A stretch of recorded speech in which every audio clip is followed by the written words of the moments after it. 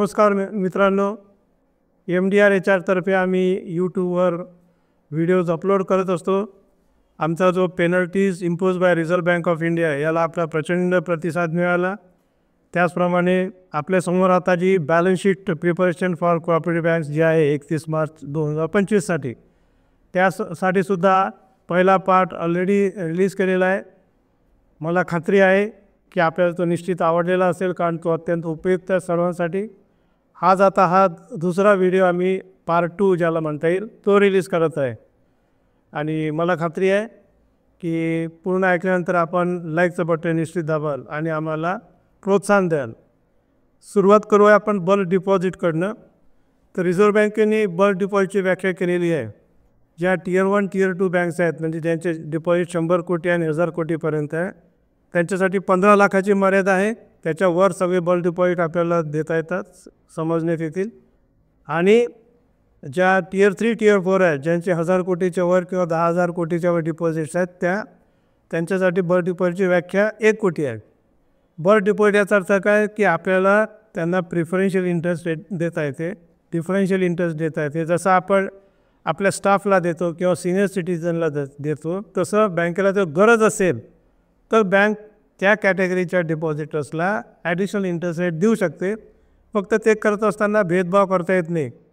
माझं call deposit मी एका बँकेला ठेवलं, बल्क डिपॉझिट आहे 2 कोटी रुपये रक्कम आहे, मोठ्या बँकेत मी ठेवलं 3 किंवा 4 टियरमधल्या, आणि दुसऱ्यांनी 5 कोटी ठेवलं आणि पिरियड सारखाच असेल तर दोघांना वेगवेगळा इंटरेस्ट लावता येत नाही, दोघांनी सारखा इंटरेस्ट लावावा लागेल। हा त्यातला सगळ्यात महत्त्वाचा मुद्दा लक्षात ठेवा, नाही तर बँकेला पेनल्टी लागू शकेल। आणि रिझर्व्ह बँकेने सांगितलं की कॉलेबल आणि नॉन कॉलेबल तुम्हाला देता येतात, डिपॉझिट्स ठेवता येतात। जसं आतापर्यंत स्मॉल फायनान्स बँकेला परमिशन होती, कमर्शियल बँक्स करायचे, तसं आता आपल्यालाही सुद्धा कोऑपरेटिव्ह बँकेने ती परमिशन मिळालेली आहे। कॉलेबल याचा अर्थ कसा की तो जो डिपॉझिटर आहे तो कधीही ते डिपॉझिट प्री मॅच्युअर क्लोज करू शकतो, आणि नॉन कॉलेबल म्हणजे ड्यू डेटच्या आधी त्याला प्री मॅच्युअर क्लोजर करता येत नाही, त्या मुदतीच्या आत त्याला ते बंद करता येत नाही, मुदत ठेवीचा जे काय अकाउंट आहे ते। हा 2 मधला फरक आहे। अर्थात बँक पेनल्टी लावू शकते 1% वर, आपला जो काय नेहमीचा नियम आहे तो भाग वेगळा आहे। त्यामुळे कॉलेबल आणि नॉन कॉलेबल हे आपण लक्षात ठेवायला पाहिजेत। आणि 1 कोटीच्या आतमधल्या यांना आपल्याला कॉलेबल कंपल्सरी करावं लागतात। म्हणजे मोठ्या बँकांसाठी 15 लाख, त्याच्या आतल्या लोकांना डिपॉझिटर्सला आपल्याला नॉन कॉलेबल नाही करता येत, नाहीतर आपण परत दंडास पात्र होऊ शकतो। ठीक आहे। त्यानंतर आपल्या लिकेज ऑफ इन्कम टाळण्यासाठी आपले जे टॉप 20 डिपॉझिट अकाउंट्स आहेत त्यांचं व्याज आपण चेक करायला पाहिजे, कारण आपण नुसतं सिस्टीमवर निर्भर राहायला नको, क्रॉस चेक करायला पाहिजे। मॅन्युअली आपण चेक करायला पाहिजे टॉप 20 डिपॉझिट अकाउंटचे, आणि सिस्टीम लावते ते बरोबर आहे की नाही। एखाद्या सिस्टीम कमी लावू शकते, एखाद्या जास्ती लावू शकत असेल, ते चेक करणं अत्यंत गरजेचं आहे। त्याचप्रमाणे हाय व्हॅल्यू टर्म डिपॉझिट जे आपण प्री मॅच्युअर क्लोजर होतात मोठ्या रकमेचे, ते जे काही टॉप 10-20 जे असेल ते आपण चेक करायला पाहिजे की आपण जी काही प्री मॅच्युअर क्लोजरची पेनल्टी लावतो, मुदतपूर्व बंद करण्याची पेनल्टी लावतो, ती योग्य रीतीने लागली की नाही हे आपण फिजिकली मॅन्युअली चेक करायला पाहिजे। त्याचप्रमाणे पिनल पॉईंट्स अगदी थोडक्यात सांगतो, पण यासाठी सेपरेट व्हिडिओ ऑलरेडी मी रिलीज केलेला आहे। तर कॉन्फ्लिक्ट ऑफ इंटरेस्ट म्हणजे डायरेक्टर्स किंवा त्यांच्या रिलेटिव्हला आपल्याला कर्ज देता येत नाही। फक्त 3 अपवाद आहेत। पहिला अपवाद, त्यांच्या नावाचे डिपॉझिट असतील तर त्यांच्या अगेन्स्ट देता येत नाही, अगेन्स्ट देता येते टर्म डिपॉझिट जर डायरेक्टर किंवा त्यांच्या रिलेटिव्हच्या नावाने असतील तर आपल्याला त्याच्या विरुद्ध कर्ज देता येते। दुसरा आहे, लाईफ पॉलिसीज असतील तर त्याची जी सरेंडर व्हॅल्यू असते त्याच्या अगेन्स्ट आपल्याला नेहमीच्या नियमाप्रमाणे कर्ज देता येते। त्याचप्रमाणे तिसरा आहे, गव्हर्नमेंट सिक्युरिटीज जर असतील त्यांच्या नावाने तर त्याच्या अगेन्स्ट आपल्याला बँकेची जी क्रेडिट पॉलिसी आहे त्याप्रमाणे देता येते। इतर कुठल्याही प्रकारचं कर्ज डायरेक्टर्सला देता येत नाही। गोल्ड लोन देखील आपल्याला देता येत नाही, डायरेक्टर्स आणि त्यांचे रिलेटिव्स। त्याची व्याख्या ऑलरेडी मी डिटेल्समध्ये दिलेली आहे। माझा जो यूट्यूबचं penalties imposed by reserve bank of India हा जो व्हिडिओ अपलोड केलेला आहे यूट्यूबवर, ते आपण बघू शकता। त्याचप्रमाणे सॅफ म्हणजे supervisory action framework. Supervisory action फ्रेमवर्कमध्ये जे काही पत्र बँकेला आलेलं आहे त्याचं तंतोतंत 100% लेटर अँड स्पिरिटमध्ये पालन व्हायलाच पाहिजे, नाहीतर बँकेला पेनल्टी लागू शकते. CKYC पेंडिंग ठेवू नका. अपलोड केले नसतील तर ते करून घ्या 31 मार्चच्या आत. त्याचप्रमाणे आपण क्रेडिट इन्फॉर्मेशन कंपनी 4 ज्या आहेत त्याला सिबिलसाठी आता दर फोर्टनाईटला डेटा आपण अपलोड करतो. तो अपडेटेड आहे की नाही ते आपण बघून घ्यायला पाहिजे. नॉमिनल शेअर होल्डरची संख्या आपल्या रेग्युलर शेअर होल्डरच्या संख्येच्या 20% जास्त नको. म्हणजे 31 मार्च 24ला जी काही आपली संख्या असेल रेग्युलर शेअर होल्डर्सची, भागधारकांची, त्याच्यापेक्षा जास्ती नको. KYC आणि UCICच्या बद्दलही ऑलरेडी त्या यूट्यूबच्या इथं मी सांगितलेल्या पहिल्या व्हिडिओमध्ये की याच्यात 2-3 प्रकार आहेत. पहिला प्रकार असा आहे की अकाउंट जेव्हा आपण ओपन करतो तेव्हा आपल्याला KYCचं क्लासिफिकेशन करायला पाहिजे, मीडियम रिस्क, हाय रिस्क आणि लो रिस्क. त्यानंतर त्याचं पिरियडिकल क्लासिफिकेशन करायला पाहिजे, मीडियम, हाय आणि लो. आणि जे काही कॅटेगरीज असेल त्याप्रमाणे आपल्याला त्याचं KYCचं अपडेशन करायला पाहिजे. आता ह्याचा जो अपडेशनचा आपण डेटा आहे तो संचालक मंडळाच्या पुढे ठेवायला पाहिजे. ह्या महत्त्वाच्या गोष्टी KYCच्या बाबतीत. KYC बाबतीत अजून एक लक्षात घ्या की त्याचं जे रिस्क कॅटेगरायझेशन आहे हे फक्त 2 मुद्द्यावर आधारित आहे. पहिलं म्हणजे टेररिस्ट फंडिंग आणि दुसरं ब्लॅक मनी व्हाईटमध्ये कन्वर्ट करतो की नाही. KYCच्या रिस्क कॅटेगरायझेशनचा आणि बँकेतल्या ज्या काही आपल्या नेहमीच्या रिस्क फॅक्टर्स आहेत, म्हणजे क्रेडिट रिस्क आहे, आपल्याला लिक्विडिटी रिस्क आहे, मार्केट रिस्क आहे, याच्याशी त्याचा काही संबंध नाही, हे लक्षात ठेवा. UCIC म्हणजे डिडुप्लिकेशन. एकाच व्यक्तीचे 2-2 ज्याला 2-2 जे UCIC आहे ते असता कामाने एकच असायला पाहिजे. त्याचप्रमाणे आपण जेव्हा KYCचे डॉक्युमेंट्स घेतो, proof of identity, proof of address, तर ते EPR घ्यायचा आणि ज्या ऑथॉरिटीज इश्यू करतात त्यांच्याशी डायरेक्ट आपण व्हेरीफाय करायला पाहिजे. फक्त ओरिजिनल बघितलं आणि त्याच्या व्हेरीफाईड विथ ओरिजिनल शिक्का मारलं ते चालत नाही. सिस्टीमच्या थ्रू व्हेरिफिकेशन अत्यंत गरजेचं आहे. आपण जर प्रायोरिटी सेक्टर लेंडिंगचे PSLचे जर टार्गेट्स अचीव नाही केले, प्राधान्य क्षेत्रात जे काही आपल्याला कर्ज द्यायचं त्याचं पर्सेंटेज अचीव नाही केलं तर रिझर्व्ह बँक आपल्याला पत्राने कळवते इतकी रक्कम इथे गुंतवा. जनरली ते रुरल इन्फ्रास्ट्रक्चर बोर्ड, नाबार्डमध्ये आपल्याला गुंतवावं लागते किंवा SIDBीमध्ये गुंतवावं लागते, MSME रिफायनान्स फंडला. ते जर आपण ठेवले नाहीत, RBIची इन्स्ट्रक्शन फॉलो नाही केली तर आपल्याला दंड लागू शकतो. RBIची कुठलीही इन्स्ट्रक्शन, स्पेसिफिक इन्स्ट्रक्शन जी असते ती जर आपण पालन नाही केलं तर दंड हा लागणे निश्चित आहे. त्याचप्रमाणे बॅलन्स शीटच्या बाबतीत आपल्याला जसं सांगितलं की विंडो ड्रेसिंग करायचं नाही, त्याचप्रमाणे लोन अकाउंटचं ग्रीनिंग किंवा एअर ग्रीनिंग करता कामा नये. विशेषतः गोल्ड लोनच्या बाबतीत स्पेशल सर्क्युलर आलेला आहे की गोल्ड लोन जेव्हा आपण रिन्यू करतो तेव्हा स्वतःच्या पैशातून बंद व्हायला पाहिजे आणि नंतर नवीन कर्ज द्यायला पाहिजे. लिमिट वाढवून किंवा फक्त व्याज वसूल करून आपण जर अकाउंट रिन्यू केलं तर ते चुकीचं आहे. ग्रीनिंग एव्हर ग्रीनिंगमध्ये येते. हे सगळ्याच अकाउंटसाठी लागू आहे, त्याची दक्षता घ्यायला पाहिजे. RBI सोर्स ऑफ रिकव्हरी बघते. त्याचप्रमाणे RBIच्या वेगवेगळ्या इन्स्ट्रक्शन्स आहेत. रिस्क बेस्ड इंटरनल ऑडिट सुरू करा. चीफ कंप्लायन्स ऑफिसर किंवा कंप्लायन्स ऑफिसर आपल्याला अपॉइंट करायचा असतो. रिस्क ऑफिसर त्यांची अपेक्षा आहे की बँकेत असायला पाहिजे, त्याच्या कॉमेंट्स पाहिजेत. हे आपण इम्प्लिमेंट करणं गरजेचं आहे. ज्या CIC 4 क्रेडिट इन्फॉर्मेशन कंपनीज आहेत त्यांना आपण फोर्टनाईटली डाटा अपलोड करणं गरजेचं आहे. बँकेत जर नॉन बँकिंग असेट्स असतील तर ते जास्तीत जास्त 7 वर्षापासून ठेवता येतात आणि 7 वर्षाच्या पेक्षा जास्ती झाली असतील तर आपल्याला रिझर्व्ह बँकेची स्पेशल परमिशन घ्यायला लागते. ती साधारणतः 1 वर्षाची मिळते. टोटल पिरियड हा 7+5 म्हणजे 12 वर्षापेक्षा जास्ती एक्सीड करता येत नाही. त्याचप्रमाणे बँकेची जी वेबसाईट आहे ती अपडेटेड असावी, डायनॅमिक असावी, त्यावर आपलं सर्व्हिस चार्जेसचे डिटेल्स असायला पाहिजे. आपली जी ग्रीव्हन्स रिड्रेसल सिस्टीम आहे, जी तक्रार निवारण यंत्रणा आहे, त्याचे सगळे डिटेल्स असायला पाहिजे. ओम्बुड्समनचे डिटेल्स असायला पाहिजे. त्याचप्रमाणे जर आपण प्रॉपर्टी सर्फिसीमध्ये विकत असेल तर त्याचेसुद्धा डिटेल्स असायला पाहिजे. डिस्कचे जे अकाउंट ट्रान्सफर करतो त्याचे जे डिटेल्स आहेत ते द्यायला पाहिजेत. नाव, अमाऊंट नको द्यायला. इत्यादी ज्या काही वेबसाईटवर अपेक्षित आहे डिटेल्स देणं ते अपडेटेड पाहिजे. आपले बॅलन्स शीट ज्या मागच्या 3 वर्षाच्या त्या लोड करायला पाहिजेत आपण.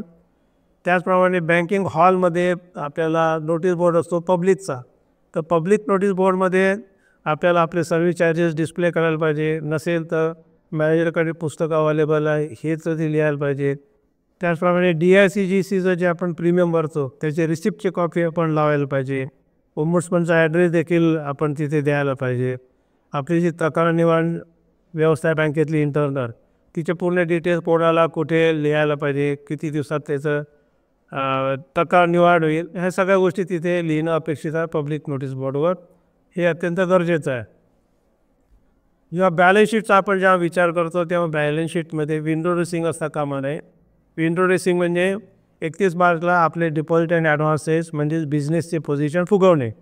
काही अकाउंट्समध्ये आपण डेबिट टाकून जेव्हा जिथे बॅलन्स अवेलेबल आहे, लिमिट आहे 5 कोटीची, 3 कोटी बॅलन्स आहे, 2 कोटी अवेलेबल आहे, 2 कोटी डेबिट टाकून 2 कोटी क्रेडिट त्याच्या कुठल्या SB किंवा करंट अकाउंटला जमा केले. म्हणजे लॉसही वाढतात 2 कोटींनी आणि डिपॉझिटही वाढतात 2 कोटींनी. काहीशात जी फुगवलेली बॅलन्स शीट आहे ती जर केली तर रिझर्व्ह बँकेच्या सहज लक्षात येते, कारण आपणच आपली बॅलन्स शीट 8 किंवा 10 एप्रिलला पाहिली तर लक्षात येते की दोन्ही फिगर खाली गेले. त्यामुळे असं करू नका. सर्पमध्ये स्पेसिफिक लिहिलं की आम्ही याच्यासाठी दंड लावू. त्याचप्रमाणे रिकन्सिलेशनचे जे आहेत महत्त्वाच्या गोष्टी, तर डिजिटल बँकिंगमुळे जे काही आहेत आपलं हे जे आहे ॲप असते, ॲपच्याद्वारे आपण NEFT पाठवत असतो किंवा RTGS पाठवतो, फंड्स ट्रान्सफर जे करतो आपण त्याचा रिकन्सिलेशन असायला पाहिजे. त्याचप्रमाणे ATMचं रिकन्सिलेशन जे आहे ते सुद्धा अपडेटेड असायला पाहिजे. बऱ्याचदा बँका ब्रँचेसला अलाउ करतात ऑफिस अकाउंट्स, त्याचं रिकन्सिलेशन अत्यंत गरजेचं आहे, कारण ह्याच्यात देखील रिसेंटली काही फ्रॉड झालेले आहेत. इंटर बँक रिकन्सिलेशन अत्यंत रिस्की आहे, अत्यंत महत्त्वाचं आहे, कारण आपण लाखो करोडो रुपये ट्रान्सफर करत असतो, ऑनलाईन करत असतो. त्यामुळे तिथे अत्यंत व्हिजिलंट असणं आवश्यक आहे. तर त्याचं रिकन्सिलेशन अपडेटेड आधीच करून ठेवा. डिफच्या अकाउंट्सचं रिकन्सिलेशन देखील अत्यंत आवश्यक आहे, कारण आपण काही पैसे पाठवतो, काही क्लेम करतो, सस्पेन्सला ठेवतो, तर त्याचं अपडेटेड रिकन्सिलेशन रेडी करून ठेवणं अत्यंत गरजेचं आहे 31 मार्चच्या बॅलन्स शीटच्या दृष्टीकोनातून. ओल्ड पेंडिंग जर असतील आपल्या संडेज रिसिवलमध्ये कुठल्याही नावाच्या, कुठल्याही प्रकारच्या किंवा पेएबलमध्ये, तर त्या रिव्हर्स करून घ्या. ओव्हर ड्यू डिपॉझिट्स मिनिमम ठेवायला पाहिजेत. ITचं जर रिफंड पेंडिंग असेल तर त्याचासुद्धा फॉलोअप करून घ्या. आपला जर काही डेट स्टॉक असेल, बुक्स, फॉर्म, स्टेशनरी, फर्निचर, तर जे तुम्हाला राईट ऑफ करतात ते करून घ्या. उगीचंच बॅलन्स शीटला ठेवण्यात काही अर्थ नाही आहे. जे संपलेले आहेत किंवा जे युजेबल नाही आहेत, वापरू शकत नाही आपण, तुटक्या मोठक्या खुर्च्या पडलेल्या, जे छोटे अमाऊंट्स खूप आहेत स्टेशनरीचे आहेत, तर ते सगळे राईट ऑफ करून घ्या. डेट स्टॉक आपल्याला छान स्वच्छ करून घ्यायला पाहिजे, म्हणजे कागदार देखील आणि ब्रांचेसमध्ये देखील, फिजिकल देखील. त्याचप्रमाणे इन्कम टॅक्स ॲक्टमध्ये डिफर्ड टॅक्स लायबिलिटीचा सेक्शन आहे, त्याच्या ज्या प्रोव्हिजन्स आहेत त्या व्यवस्थित करून घेण्यासाठी आपले जे स्टॅच्युटरी ऑडिटर्स आहेत त्याच्याशी चर्चा करून घ्या. आणि आपल्याला जे आपण स्टॅच्युटरी ऑडिटर्स अपॉइंट करतो तर ते RBIच्या ज्यांनी अप्रूव्ह केलं त्यांच्यामार्फतच स्टॅच्युटरी ऑडिट करून घ्यायला पाहिजे. नंतर आहे review of court cases against बँकेच्या विरुद्ध आणि बँकेने टाकलेले आहे, ह्या दोन्ही केसेसचा रिव्ह्यू बोर्डापुढे ठेवायला पाहिजे. आता ॲटलिस्ट 31 डिसेंबर किंवा 31 जानेवारी ॲज ऑन डेट ज्या काही बँकेच्या विरुद्ध केसेस आहेत किंवा बँकेने टाकलेल्या त्याचा आढावा संचालक मंडळापुढे ठेवावा. आपल्याला समजते आपण कुठे आहो, काय स्टँड घेतो म्हणून. त्याचप्रमाणे ऑडिटच्या संदर्भात अत्यंत महत्त्वाचं म्हणजे कुठलाही ऑडिट क्वेरीज लॉंग पेंडिंग असायला नको. तर आपल्याला 2 प्रकार करता येतात. ज्या एखाद्या ब्राईटला जर 10 क्वेरीज असतील आणि 8 त्यांनी सॅटिस्फाय केले असतील तर 2चा क्वालिफाईड फायनल रेक्टिफिकेशन सर्टिफिकेट द्या, आणि 10 पैकी 10 झालं तर ते जे ऑडिट रिपोर्ट आहे तो क्लोजरला ठेवायला पाहिजे. तो आपल्या ऑडिट कमिटीसमोर ठेवा, स्टॅच्युटरी ऑडिटरला दाखवा, आणि रिस्क बेस्ड ऑडिटचे जे काही रिपोर्ट्स असते ते देखील आपल्याला बंद करायला पाहिजे. ओपन ठेवू नका. ऑडिट रिपोर्ट्सचे नेहमी बंद करायला पाहिजेत. त्यामुळे 31 मार्चच्या तयारीच्या दृष्टीतून ॲटलिस्ट 30 सप्टेंबरचे जे काही आपले ऑडिट रिपोर्ट्स आहेत ते क्लोजर होतील हे इन्श्युअर करायला पाहिजे, हे आपण बघायला पाहिजे, फॉलो घ्यायला पाहिजे. त्यासाठी लिकेज ऑफ इन्कमचा एक्झरसाईज घेतला नसेल तर जरूर करा. ॲटलिस्ट 31 जानेवारीपर्यंतचा लिकेज ऑफ इन्कमचा एक्झरसाईज केला तर बँकेला नेहमी नफ्याची आवश्यकता असते. तर हा जो नळ उघडा आपला टाकीचं पाणी खाली करतो तो नळ बंद करणे अत्यंत गरजेचं आहे. त्याचप्रमाणे हेड ऑफिसचे जेवढे डिपार्टमेंट्स आहेत त्याचं ऑडिट हे करायला पाहिजे. नसेल केलं तर 31 मार्चच्या ते करून घ्या आणि त्याच्यावर ॲक्शन काय बोर्डापुढे ठेवून ॲक्शनसुद्धा इनिशिएट करायला पाहिजे. GST TDSच्या रिटर्नबद्दल एकदा परत आढावा घ्यायला पाहिजे 31 डिसेंबरपर्यंतचा. आपण सगळं व्यवस्थित केलं की नाही, काही त्रुटी राहिल्या असतील तर ते आपण भरून काढायला पाहिजे. त्याचप्रमाणे जर बँकेला कारसाठी गरज असेल तर आणि स्वतःच्या प्रॉपर्टीज असेल 3 वर्षापेक्षा जास्ती पूर्वी आपण जर व्हॅल्युएशन केलं असेल तर रिव्हॅल्युएशन आपल्याला करता येते. 2 व्हॅल्यूकडनं आपण करून घेऊ शकतो आणि त्याप्रमाणे आपल्याला बुकमध्ये एंट्री पास करता येतो. आपले जे कर्मचारी असतात त्यांच्या लीव एनकॅशमेंटचे आपल्याला प्रोव्हिजन्स जे आहेत त्या करावं लागतात. ॲक्च्युरियल व्हॅल्युएशन एक तर काही बँका ॲक्च्युअली व्हॅल्युएशन करून घेतात किंवा काही बँका लाईफ इन्शुरन्स कंपनीकडनं LICकडनं किंवा दुसऱ्या ज्या कंपनीज आहेत प्रायव्हेट त्यांच्याकडनं ॲक्च्युअल व्हॅल्युएशनच्या ज्या पॉलिसीज असतात त्या घेतात आणि त्याप्रमाणे प्रोव्हिजन्स करतात. त्याचप्रमाणे प्रॉव्हिडंट फंडाचे देखील आपण पेमेंट रेग्युलर केलं की नाही हे सुद्धा तपासून बघायला पाहिजे. त्यानंतर आपण जेव्हा बॅलन्स शीट पब्लिश करू त्यावेळेस जर आपल्या बँकेला पेनल्टी लागली असेल तर ती आपण पब्लिश करायला पाहिजे. सेपरेट त्याचा मेन्शन करायला पाहिजे, उल्लेख असायला पाहिजे त्या बॅलन्स शीटमध्ये जेव्हा आपण पब्लिश करतो त्यावेळेस. आणि शक्यतोवर जे आपले आयडियाच्या प्रोजेक्ट्स आहेत, इन्व्हेस्टमेंट डेप्रिशिएशन रिझर्व किंवा IFRच्या आहेत, इन्व्हेस्टमेंट फ्लक्च्युएशन रिझर्व, आणि ज्या BDDRच्या प्रोविजन आहेत ज्या जुने केलेल्या आहेत त्या रिव्हर्स करून प्रॉफिट वाढवण्याचा प्रयत्न करू नका. अत्यंत गरजच असेल, बँक लॉसमध्ये जात असेल तर तुम्हाला नाईलाज आहे, पण होता येतो टाळावे. इन्व्हेस्टमेंटच्या बाबतीत जो प्रॉफिट आपल्याला ट्रेडिंगच्या थ्रू होतो तो आपण वेगळा दाखवायला पाहिजे. आणि हेल्प ज्या आहेत HFT किंवा अवेलेबल फॉर सेल किंवा हेल्प फॉर ट्रेडिंग ह्याच्यातून कॅटेगरीज आहेत त्या जितक्या कमी ठेवता येईल 31 मार्च तितक्या ठेवा, कारण आपल्याला उगीचच IFRच्या प्रोव्हिजन वाढवावं लागतात. त्याचा परिणाम आपल्याला जो प्रॉफिट आहे तो त्याच्यात उगाच डायवर्ट होतो. बुकवर जरी राहत असला तरी आपण जर हेल्प फॉर ट्रेडिंग किंवा अवेलेबल फॉर सेल जर कमी ठेवला पोर्शन तर IFRचा RBIचा रिमार्क येत नाही की प्रोव्हिजन्स तुम्ही कमी केले म्हणून. त्यानंतर आपला जो हेल्ड टू मॅच्युरिटी पोर्टफोलिओ आहे तो 25% जास्ती नसावा NDTLपेक्षा, त्याचीसुद्धा आपण काळजी घ्यायला पाहिजे. कुठल्याही बँकेकडे आपल्याला टोटल जे डिपॉझिट्स आहेत तर त्या सगळ्या बँका मिळून 20% जास्ती ठेवता येत नाही आणि कुठल्याही एका बँकेकडे 5% जास्ती असायला नको टोटल डिपॉझिटच्या 31 मार्च 2024च्या बेसिसवर. त्याचप्रमाणे जेव्हा आपण दुसऱ्या बँकेत डिपॉझिट्स ठेवतो तर त्यावेळेस कम्पॅरेटिव्ह फिगर्स पिअर बँक्स किती चार्ज करतात, किती डिपॉझिट इंटरेस्ट देतात हे आपण ठेवायला पाहिजे. ALM कमिटी काय म्हणते ते ठेवायला पाहिजे. नसेल तर हा आपला जो रेकॉर्ड आहे ते नीट करून ठेवा 31 मार्चच्या, म्हणजे आपल्याला पुढे त्रास होणार नाही स्टॅच्युअर ऑडिटमध्ये किंवा RBIच्या इन्स्पेक्शनमध्ये. इंडिव्हिज्युअल ब्रोकरची लिमिट 5%पेक्षा एक्सीड करता कामा नये. जर झाले असेल तर ताबडतोब बंद करा, ॲटलिस्ट नवीन तरी देऊ नका. याच्यानंतर आपल्याला फोरकास्टिंगच्या दृष्टीने आयडियाचे प्रोव्हिजन्स करावे लागतील का हे एक अंदाज घेऊन घ्या. स्टॅटिक बेसिसवर आज जी पोझिशन आहे त्या बेसिसवर पुढे 31 मार्चपर्यंत काय होईल ते सांगता येत नाही. पण आता तरी असं वाटते की किती प्रयत्न केले रुपयाचं जे काही किंमत घसरत आहे डॉलरच्या समोर, त्यामुळे RBI पुढे फार पर्याय कमी आहेत की ते रेपो रेट कमी करतील म्हणून. त्यामुळे आपल्याला आयडिया प्रोव्हिजन्स थोडं जास्ती लागतील. अशी जर सावधगिरी म्हणून जरी केलं तरी चालेल. चेक IFR प्रोव्हिजन्स रिक्वायर्ड, म्हणजे आपल्याला IFRच्या प्रोव्हिजन्स किती रिक्वायरमेंट आहे याचा अंदाज येईल. त्याच्यासाठी बघायचे सांगितलं की जितकं कमी ठेवायला अमाऊंट AFSमध्ये तितकं किंवा हेल्प फॉर ट्रेडिंगमध्ये तितकं आपल्यासाठी चांगलं आहे. आणि नॉन परफॉर्मिंग जर नॉन परफॉर्मिंग इन्व्हेस्टमेंट जर असतील तर त्याच्यासाठी प्रयत्न करा की ते स्टँडर्डाईज कसे होतील, म्हणजे आपले नॉन परफॉर्मिंग इन्व्हेस्टमेंट कमी झाले की आपल्या प्रोव्हिजन्स तेवढ्या वाचतील. कॅश फ्लो आणि NPAचं आपल्याला स्टेटमेंट करावं लागतं. कॅश फ्लो स्टेटमेंट आणि NPAचे मुवमेंट तरी फेब्रुवारीपर्यंत जर आपण टॅली करून ठेवलं तर 31 मार्चला आपल्याला खूप काही त्रास होत नाही. तर मग त्याच्यातच आपल्याला एलेवताला खूप प्रेशर येते कामं करताना. त्याच्यामुळे फेब्रुवारीपर्यंतचा कॅश फ्लो स्टेटमेंट आणि NPAचे मूव्हमेंट करून ठेवले आपण, तर आपलं रेकॉर्ड सगळं व्यवस्थित राहतं. नंतर एका महिन्यासाठी होते.